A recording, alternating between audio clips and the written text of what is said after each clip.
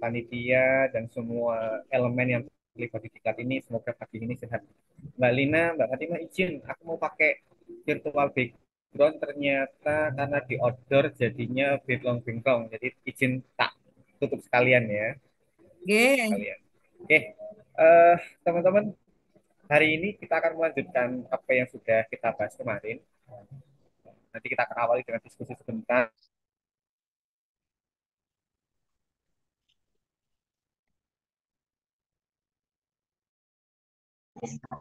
Berhenti Pak Rito, kenapa nggih? oke yang freeze ini kayaknya di order. Tunggu sebentar ya.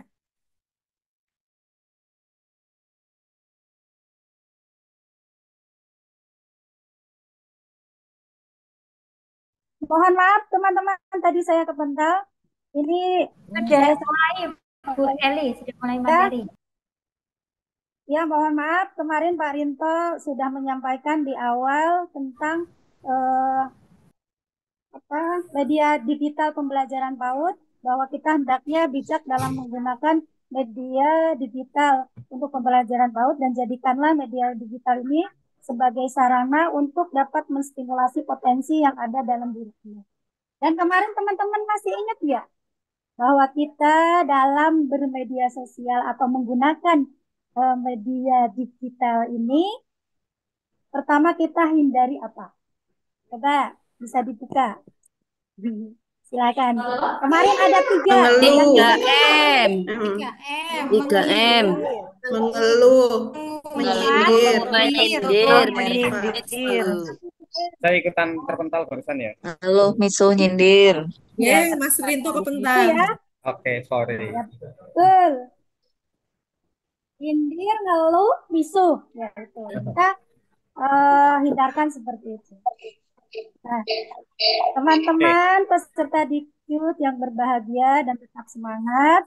Ini karena waktu terus berputar dan tentunya dengan berputarnya waktu sehingga menjadi berkurang. Kita langsung saja ke materi yang akan disampaikan oleh Bapak Rinto, yaitu tentang digital pembelajaran PAUD. Monggo silakan disimak dengan detil mungkin dan pahami karena mungkin di sesi ini Pak Rinto akan banyak untuk mengajak kita praktik asik tentunya dan kita bisa nanti terapkan di lembaga kita sendiri. Untuk selanjutnya kepada Bapak Rinto, Eskom, dipersiapkan untuk mengisi acara. Terima kasih. oke. Matur suwun, Mbak Eli. Saya tadi ikut jenengan keluar. Oke, teman-teman, saya izin share screen ya. Sebelumnya cek suara saya terdengar aman, teman-teman. Aman ya. Oke, Aman, Mbak. Aman. oke, oke. Saya lanjutkan, teman-teman. Setelah kita tahu tujuan media digital dalam pembelajaran itu kayak apa, ketika kita berperan sebagai seorang guru, saya ingin menyampaikan media-media apa sih yang layak digunakan di dunia PAUD. Itu tentu sesuatu yang kategorinya adalah permainan edukatif. Nah, teman-teman barangkali di sekolahnya, di laptopnya ada permainan-permainan, beberapa permainan itu boleh, misalkan kayak mengasah fisik motoriknya pakai mouse gitu kan, dia klik-klik sesuatu mengejar, it's okay. Terus multimedia interaktif, terus ketika menggunakan HP sebaiknya dia tahu fungsi dari HP itu apa sebenarnya. Oh, pertama HP itu buat telepon, buat kamera digital. Oh, anak ini kalau mau lihat hasil jepretannya, dia lihatnya di folder mana, buka kayak gitu. Sebenarnya fungsi-fungsi dari HP ini boleh diperkenalkan ya teman-teman. Kemudian ada program menggambar. Saya suka kalau program menggambar di komputer itu namanya Pen gitu ya. Pen ini saya pun mencoba pakai mouse itu kalau mau membuat garis itu masih kayak miring-miring gitu ya. Ini menarik banget bagi anak. Sebenarnya ini edukatif juga karena dia akan terbiasa menggunakan sensori motoriknya ketika bermain dengan mouse. Terus pengolah kata. Nah, saya mulai masuk ke sini. Perencanaan dan pengembangan media digital. Oke. kita tahu di dunia pendidikan ada istilah namanya taksonomi Bloom gitu, tingkatan berpikir teman-teman. Ketika manusia itu pandai menghafal, mengingat gitu kan, ternyata itu adalah titik terendah dari pola pikir seseorang gitu kan. Di situ nanti masih anak kita harus memahami, melakukan, menganalisa, mengevaluasi, dan tingkatan berpikir tertinggi dari seseorang itu ternyata adalah menciptakan sesuatu, membuat, menyusun bagian-bagian menjadi sesuatu yang baru gitu kan. Nah, seorang guru ketika menggunakan media digital, dia juga tentunya bukan sebagai user yang hanya menggunakan YouTube gitu kan. Oh, dia ingat di YouTube tuh ada gitu. Tapi seorang guru juga harus mampu melakukan titik tertinggi dari pola berpikir, yaitu membuat. Nah, jadi harapan saya ketika media digital itu ada di sekolah, konten-konten yang muncul itu adalah karya guru-guru gitu kan. Saya membayangkan akan beragam, akan banyak sekali stok kamus konten-konten yang misalkan teman-teman seminggu membuat dua saja, ya kan? Sebulan itu berarti teman-teman sudah punya konten lebih dari 10 yang itu bisa dipakai berulang-ulang gitu. Namun seperti apa isi konten ini menjadi sebuah titik penting ya teman-teman. Poinnya adalah ketika teman-teman mau menggunakan media digital, kontennya itu adalah kreasi dari seorang guru. Kalau memang sudah mentok gitu kan, oh, oke lah dibantu YouTube dan sebagainya. Nah, ketika kita mau membuat media digital sebuah konten yang dibuat oleh guru, hal yang pertama dilakukan kita harus melakukan analisa kebutuhan. Analisa kebutuhan ini tentunya adalah orientasinya kepada anak usia dini, yang dimana yang kita pegang rata-rata adalah anak misalkan 1, 2 sampai 6 tahun gitu kan. Yang pertama adalah melakukan identifikasi kebutuhan anak usia dini. Sebenarnya anak usia dini itu kebutuhan esensialnya apa sih dengan media digital itu gitu kan. Terus guru juga harus mempunyai tujuan yang jelas setelah mengidentifikasi sebenarnya tujuannya apa. Oh, anak ini sebenarnya kebutuhannya adalah dia mengetahui tentang cara perkembangan biakan sapi gitu kan. Tujuannya apa gitu. Teman-teman identifikasi kebutuhan terus tujuan itu menjadi dasar awal ketika teman-teman akan membuat media digital dalam pembelajaran. Yang kedua, setelah melakukan analisis kebutuhan adalah perancangan medianya. Ini menjadi penting. Yang pertama, teman-teman harus merancang alur cerita. Kemudian merancang storyboard gitu ya. Storyboard dan alur cerita itu apa? Alur cerita. Oke, saya tak stop share screen. Biar kelihatan teman-teman. Oke. Yang pertama kita harus membuat alur cerita. Kalau mendengar alur cerita gitu, teman-teman punya gambaran nggak? Kira-kira apa sih itu? Ada yang mau berpendapat? Aku mau membuat sebuah media digital. Aku sudah melakukan identifikasi kebutuhan. Sekarang aku mau merancang nih. Oh, alur cerita gitu. Ada gambaran. Oke, Bu Daruni silahkan. Eh, Alur cerita yang saya pahami adalah bagaimana perjalanan dari pembukaan, opening cerita sampai kepada isi, kemudian kepada penutup atau akhir dari sebuah cerita yang akan kita sampaikan kepada anak. Oke, siap. Matur suwun. Matur suwun. Di menu chat ada juga yang bilang skenario, alur cerita, serangkaian peristiwa. Oke, teman-teman, kalau saya minta dalam waktu sesingkat-singkatnya coba buat alur cerita itu ada bayangan di pikiran kita? Ada ya? Otomatis ya. Misalkan saya bilang, teman-teman tolong hari ini kenalkan tentang metamorfosis kupu-kupu gitu. Teman-teman alur ceritanya langsung ada gambaran? Ada. Udah ya, bisa ya? Oke. Jadi ketika mau membuat media, idealnya teman-teman itu selalu membuat alur ceritanya. Aku ceritanya tuh mau tentang apa sih? Gitu. Kemudian yang kedua itu teman-teman membuat storyboard. Storyboard itu,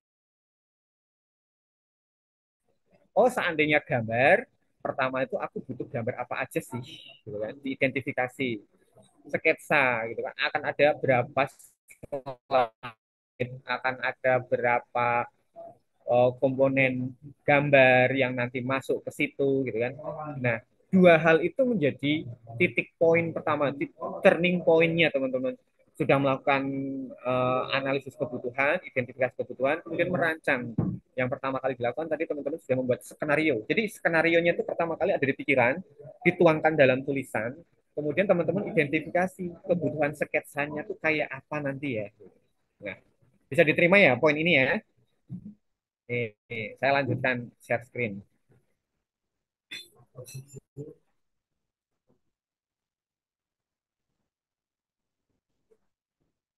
Oke, nah saatnya nih kita berkreasi dengan media digital. Boleh di chat teman-teman, kira-kira eh, media digital yang pernah teman-teman kreasikan, membuat, bukan menggunakan tok, tapi membuat untuk materi anak tuh pakai apa aja? Boleh ditulis di menu chat coba. Canva, Canva, Canva, oke. Canva, Master, Canva, oke. Kayaknya Canva menjadi primadona ini. Combine, oke. Beragam ya teman-teman ya. Oke, menarik nih. Nah, di ragam media itu memang Canva, PowerPoint, terus kalau teman-teman suatu saat baca modul di kelas lanjut, itu kalau dari kementerian itu sebenarnya kayak kuisis, Kahoot. Kuisis ini sudah terintegrasi dengan Belajar ID.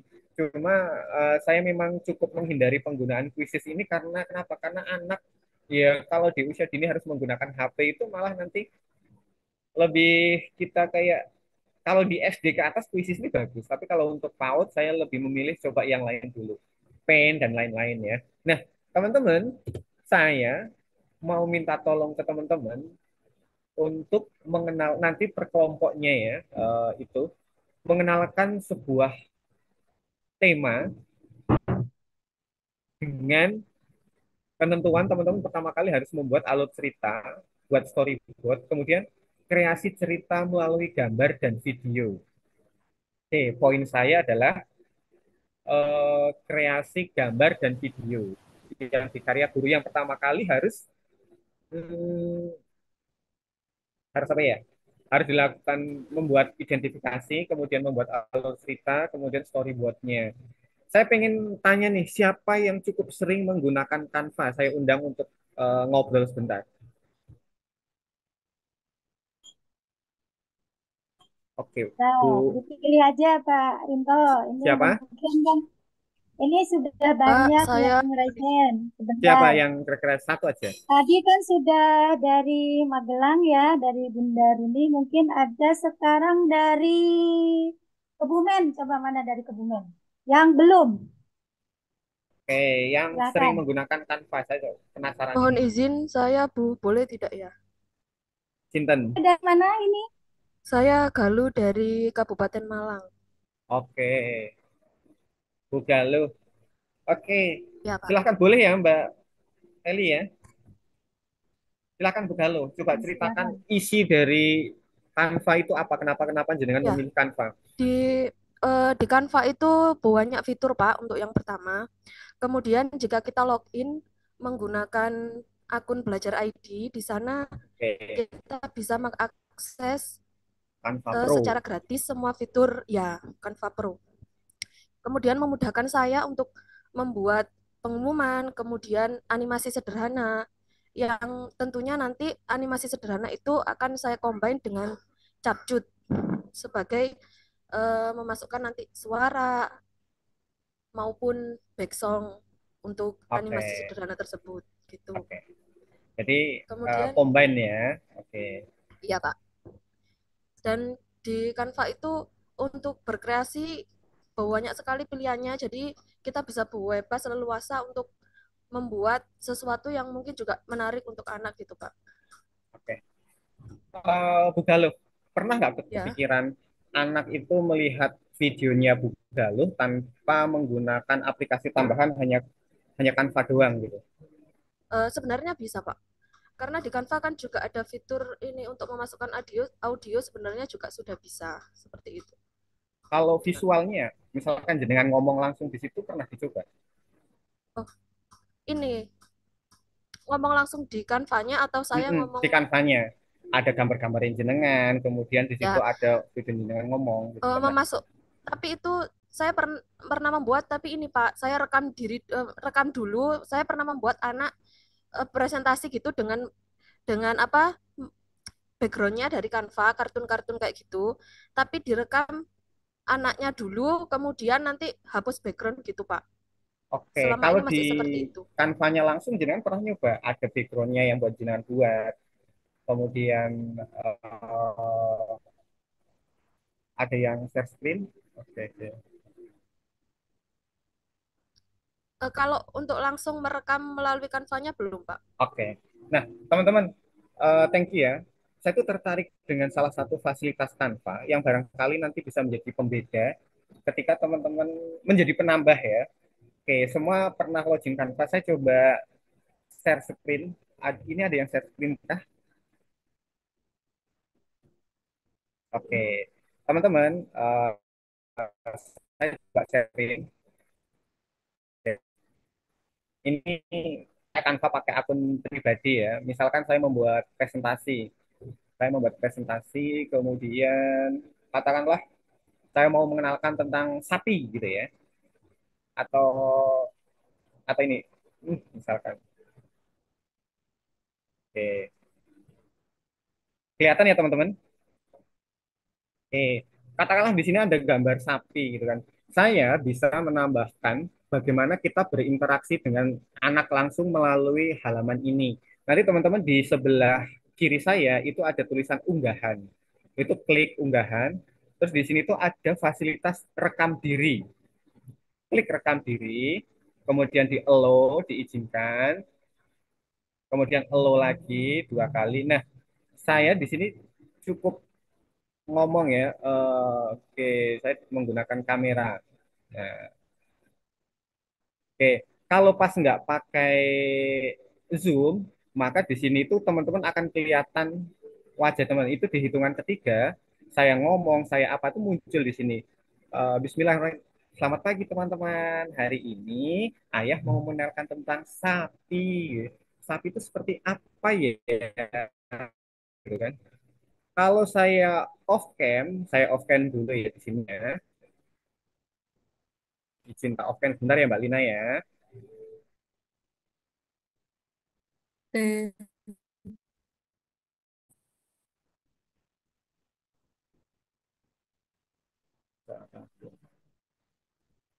Oke, aku off cam. Terus tadi keunggahan, aku akan merekam. Oke, berarti harus keluar dari Zoom nanti, Mang. Oke, ini di sini nih nanti bisa muncul, di sini teman-teman akan muncul video video kalian. Kalian bisa ngomong dan ini per slide itu akan beda. Jadi saya ulangi ya, kita hapus. Nanti bisa pakai ini pakai HP juga bisa keluar. Teman-teman klik saja unggahan, terus rekam diri. Nah, kayak gini ya teman-teman. Saya coba rekam. Oke, selamat pagi teman-teman. Hari ini ayah mau mengenalkan tentang salah ya. Kalau huruf A nggak boleh kayak gitu jalannya. Oke, di atas ayah itu ada gambar apa ya, gitu kan? Siapa bisa? Ya, betul. Itu gambar sapi. Ada yang pernah lihat sapi? Ada yang tahu sapi itu ciptaan siapa? Saya stop dulu. Nah, nanti ini ketika slide teman-teman ini sudah gambarnya sedemikian menarik, penjelasannya itu bisa langsung di sini. Misalkan saya klik ya teman-teman.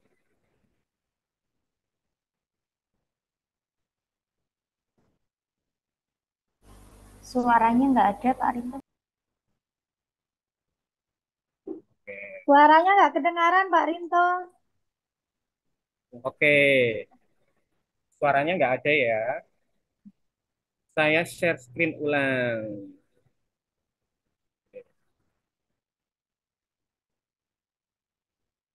Oke, jadinya kayak gini ya teman-teman. Oke, selamat pagi teman-teman. Hari ini ayah mau mengenalkan tentang salah ya, kalau huruf A nggak boleh kayak gitu idealnya. Oke, di atas ayah itu ada gambar apa ya, gitu kan?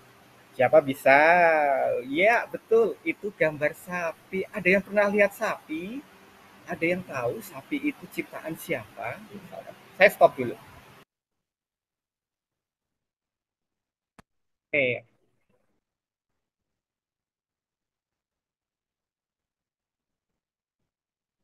ada yang pernah mencoba memakai fitur itu teman-teman? Ada, Pak. Ada, Belum, oke. Pak. Belum, Pak. Masih belum, Bapak. Oke, nanti dicoba ya. Habis ini teman-teman coba membuat alur cerita. Yang pertama adalah membuat pengenalan tema bebas per kelompok. Nanti yang pertama pastikan buat alur cerita dulu. Kemudian buat storyboard. Nah, yang terakhir karena mayoritas pakai Canva, kita coba samakan semua pakai Canva walaupun banyak yang lain kadang menggunakan media-media lain ya, teman-teman. Nah, kalau biasanya ada yang mengcombine, ada yang rekam dulu, barangkali ketika sebuah penjelasan video tampil, Mohon maaf itu video, ada yang bocor oke, ya. oke.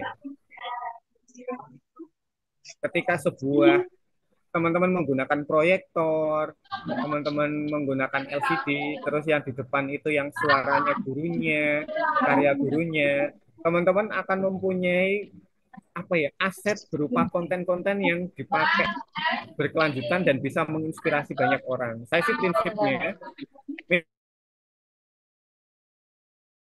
Pemerintah maaf buka lagi. Tadi sempat saya mutual. Pemerintah,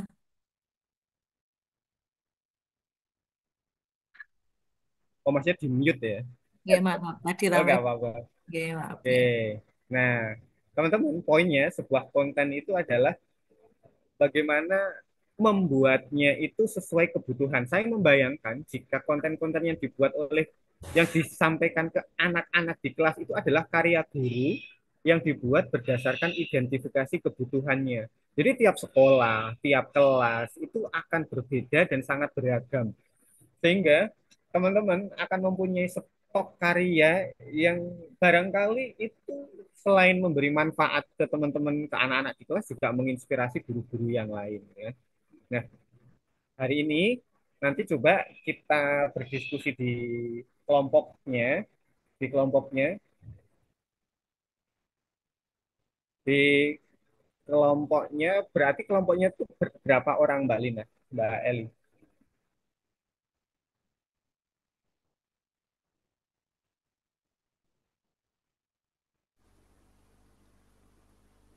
10 sampai 12 menit.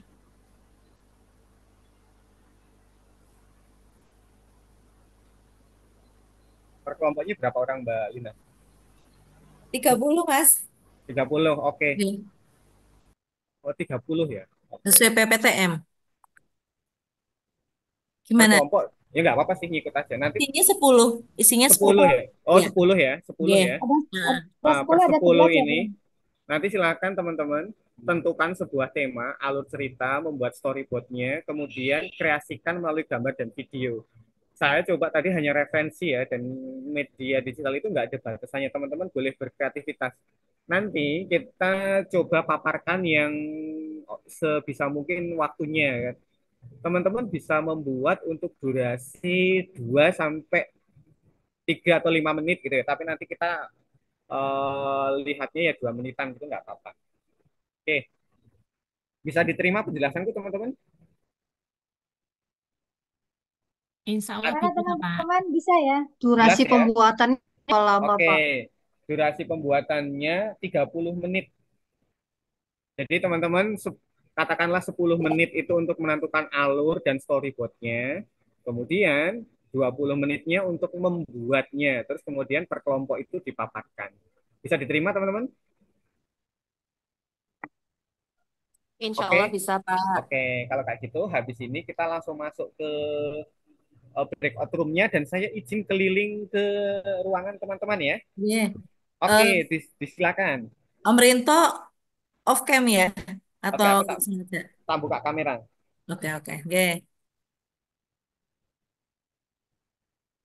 boleh langsung masuk ke breakout room-nya ya, Mbak? Deh, udah dibikin. Udah muncul?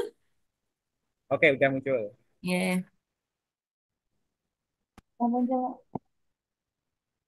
silakan teman-teman masuk ke kami masing-masing.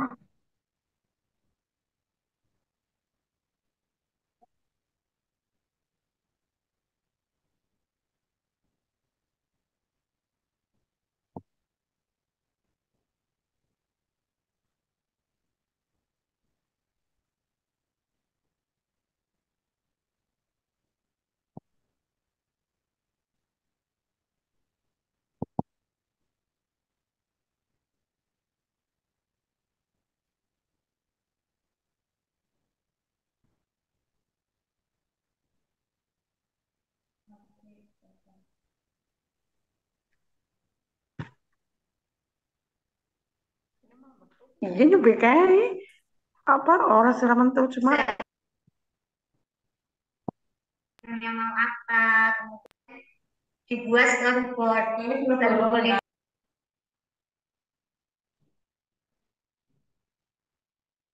orang view nggak dari alur cerita tadi. nggak muncul. Silakan bisa mulai dari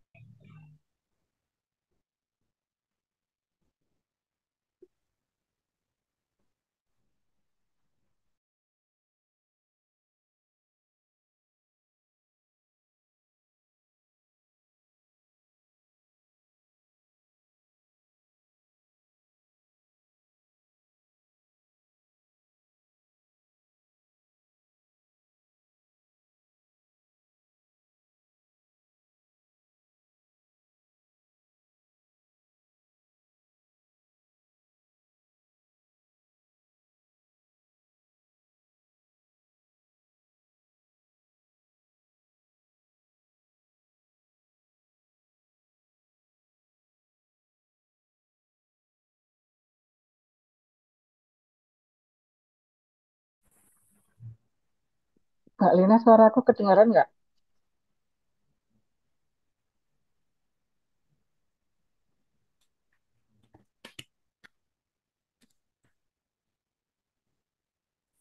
Terdengar, Bu. Dengar, Bu. Maaf, Bu. Kedengaran. Enggak jelas apa pelan suaraku? Kan aku nyoba. Kayak